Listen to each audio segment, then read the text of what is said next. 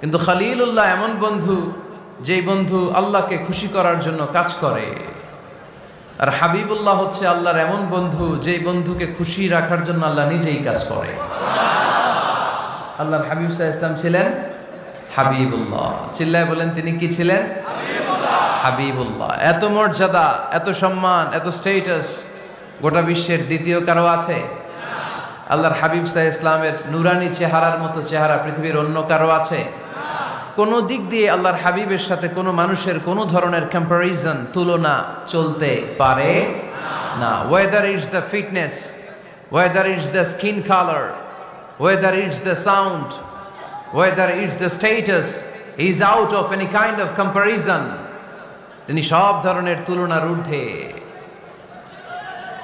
As a father, as a teacher, as a commander,